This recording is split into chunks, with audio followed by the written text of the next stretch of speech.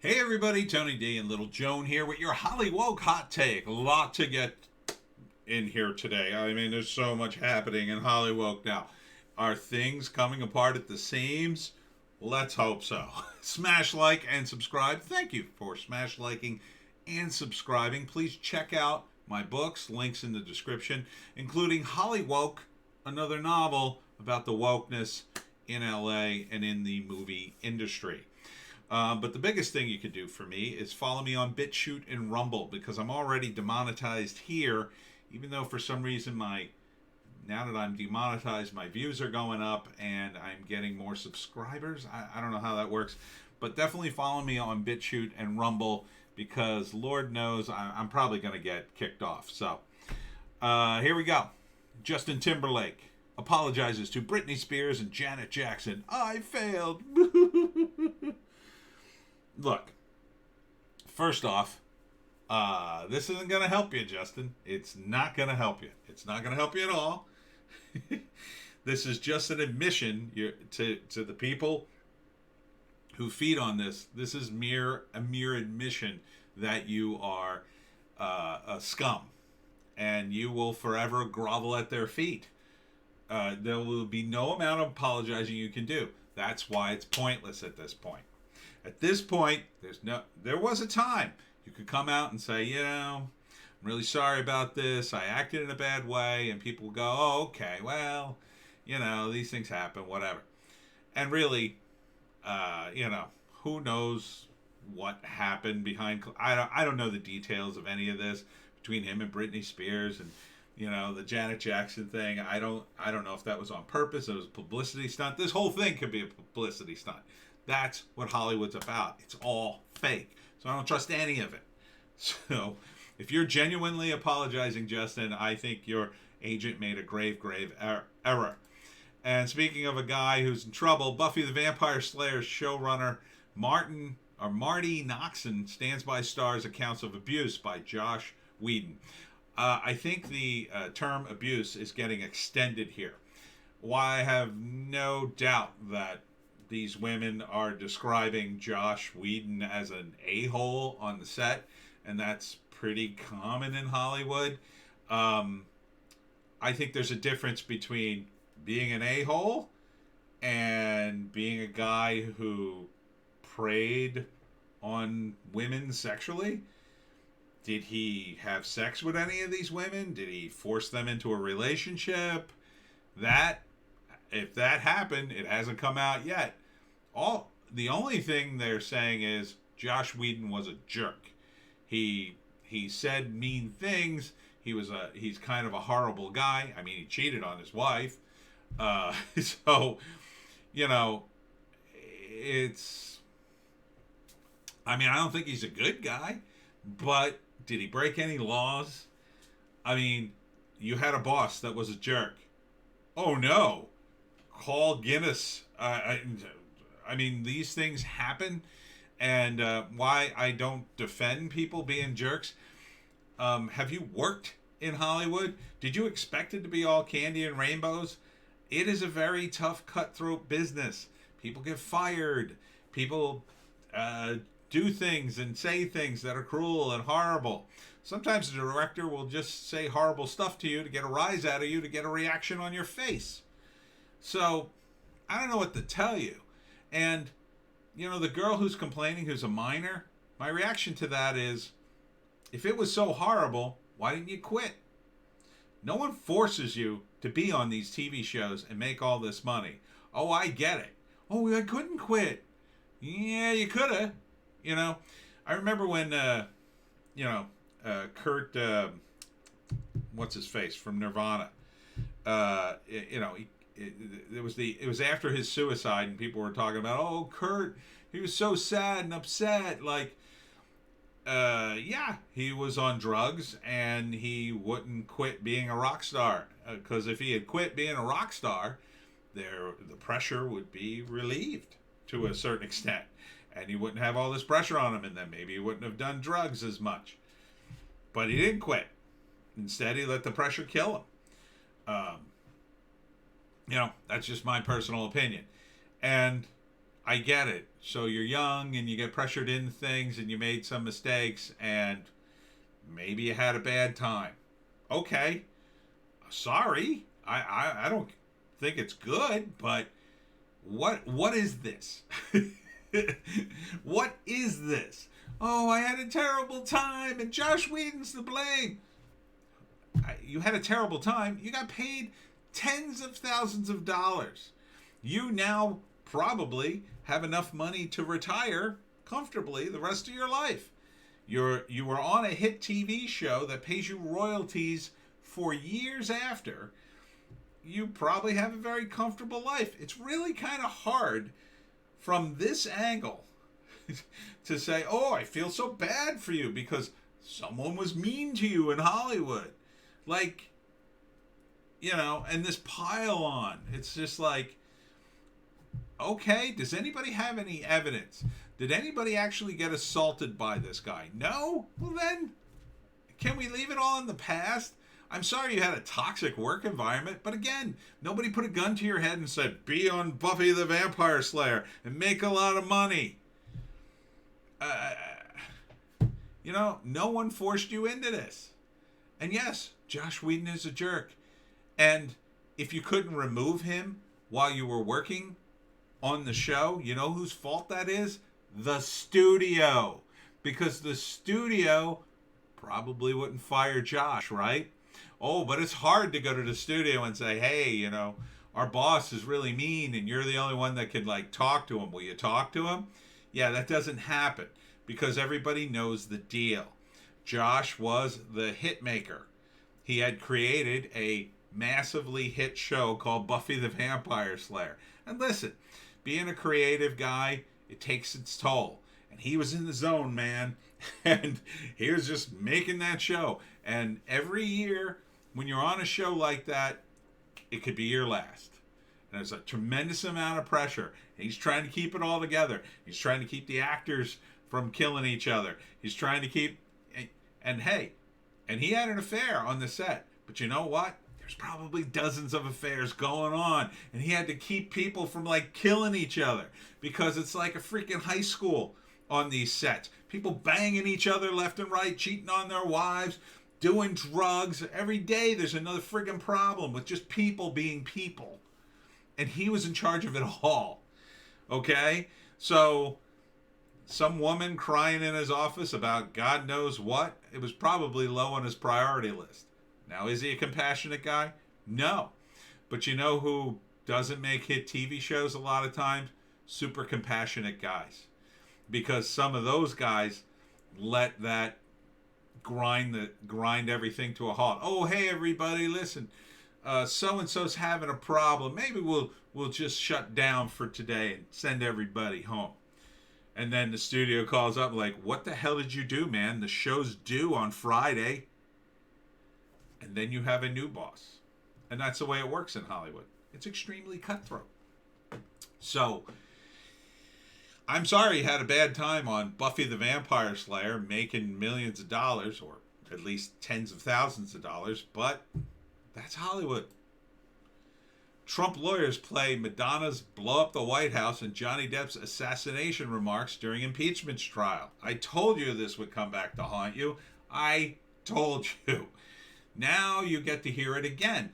Only now you're in the post-Trump era, where it's not so cool to say those things, and people have finally starting to regain their sanity and are going to look back on that and go, oh yeah, that was a little bit much. Why did they say that? Not that Madonna and Johnny Depp really need to care. I mean, they've got tens of millions of dollars, so whatever. But still, it's BS. It's BS. And I didn't realize they played that video too. The Trump team, man, they got their videos down pat. Bluefield College suspends players for kneeling during anthem, forfeits game. Good for you. And here was the basis for the decision. The basis for my decision stemmed from my own awareness of how kneeling is perceived by some in our country, and I did not think a number of our alumni friends and donors of the college would view the act of kneeling during the anthem in a positive way, the school chief wrote. Good. You know, it's inappropriate, especially for college kids whom you're teaching.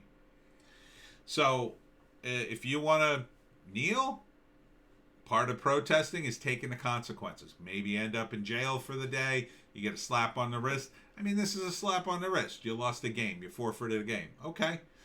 I hope your ideology was more important than the game because you lost it for everybody.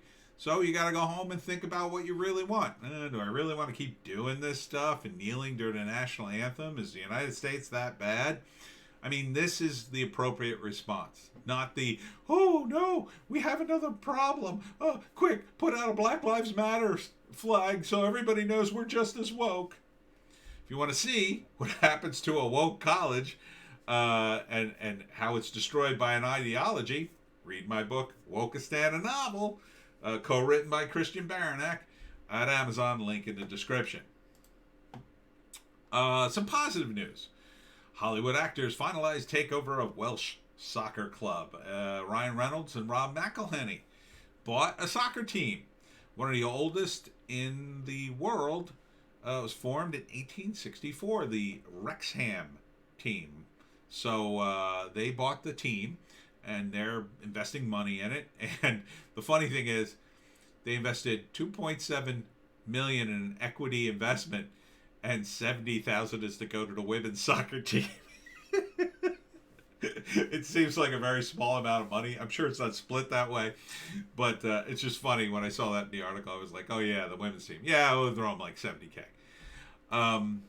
This is a Welsh soccer club. So cool. I mean, I'm not sure. Do they know Ryan Reynolds and Rob McElhenney? They probably know Ryan Reynolds. I don't know if they know Rob McElhenney, but his show is the best. It's Always Sunny in Philadelphia. Update on Gina Carano. This is in the article about it. In case you didn't know, that canceled Disney is trending on Twitter. Haha, Disney. How you like us now? Disney's probably not going to lose that much money, but they'll lose some. I mean, they'll lose some. A lot of people are upset about this, and rightly so. But Gina Carano is already talking to the Daily Wire about writing, directing, and starring in her own movie. And brilliant move, by the way, Daily Wire. Brilliant move to pick up Gina. I mean, it's a perfect timing. She's a solid conservative. She's probably at the height of her popularity right now. I mean, everybody's talking about her. I've seen like at least a dozen articles online. Brilliant. Effing brilliant. Everybody's gonna cancel your Disney Plus and get a Daily Wire subscription. The Daily Wire is running a sale, 25% off membership with the code Gina. So good for Gina. She landed right on her feet. And finally, Disney silent on revelations of abuses in China's concentration camps. I'm sure Disney's just loving this image on Breitbart of Mickey Mouse and Save Uyghur. Disney has taken political stances against Donald Trump, the state of Georgia, and Republican members of Congress, but when it comes to China and human rights atrocities, the Magic Kingdom sides with the Middle Kingdom every time. This is from Breitbart. In its latest example of corporate complicity through silence, the Walt Disney Company has refused to comment on recent report that China is overseeing the systematic, I can't say that word, sexual abuse of ethnic minority women in western Xinjiang region. The BBC News reported earlier this month the women in China's concentration camps for Uyghurs have been repeatedly sexually abused and really, and tortured. It's awful. I can't even say the things that they've done to these people. Organ harvesting. It's horrific. The BBC, by the way, just recently banned by China because they reported on this. This is awful. And let me tell you something. Walt Disney was a guy who was anti-communist. And because he was anti-communist, the communist unions in Hollywood smeared him back in the 50s as an anti-Semite, which he was not. He did and would have been horrified to see that a company he founded would have any dealings with the CCP. Disney should be ashamed of itself for doing this. And I hope this would turn the boat around and they would say, "Oh, we're not gonna do anything." I mean, it's one thing to send your movies there; it's another to edit them and the advertisements. These are the same people who edited John Boyega in the Star Wars poster. They didn't edit him out, but he's black and he had a prominent spot on the American version of the Star Wars poster, but then they shrunk him down for the Chinese version because in China there's a lot of prejudice against black people. So, I mean, this is where we're at with Disney. This is why I am glad people are canceling their Disney Plus. It's horrific. Disney, look, do the right thing. Get out of business with China. I know. At the very least, vow never to shoot a movie anywhere near China again, or within the bounds of China. They're gonna boycott you if you do, so you might as well just go all in and say, well, that's it, we won't do business in China anymore, and then let them pirate your movies, I guess. But maybe you need the income, I don't know. But this is horrific, Disney. You are one of the biggest companies in the world. You can squeeze money out of thin air. I'm sure there's other ways to make money. You don't have to make it supporting the CCP. And you are. I mean, they're making money on this. They're making money on you. They're making money by showing your movies in China. And I get it. That box office is sweet. But you need to get out. You need to get out. And I think you're going to taint your brand beyond repair if you continue down this path. You will taint the brand so badly. You know, there was a time, and I remember it, when Disney was associated, a Disney movie. I don't want to see a Disney movie. That's for babies. You know, you only made G-rated movies, and they were old and dated when they came out. And the company was in deep trouble, and then finally, you know, sometime in the 80s, it started to turn the boat around and started making movies for adults, and not adult movies, but you know, older crowds, and eventually you sort of built yourself back up in an amazing way. But now I think you've gone too far. I think there's plenty of money to be made here, and if you used your vast influence to reopen the markets in the United States and get out of China, everywhere else welcomes Disney, and China will have to go pound sand until they open the Uyghur camps. You know, at least make an effort to force China to do that. I mean, say to them, open the camps. Say to them, it's wrong. Make a movie about the Uyghurs and their plight. At least you'll go down swinging, because if you don't do it now, eventually the Chinese will find something to squeeze you for. They will, and they'll squeeze you, and they won't have any compunction about it.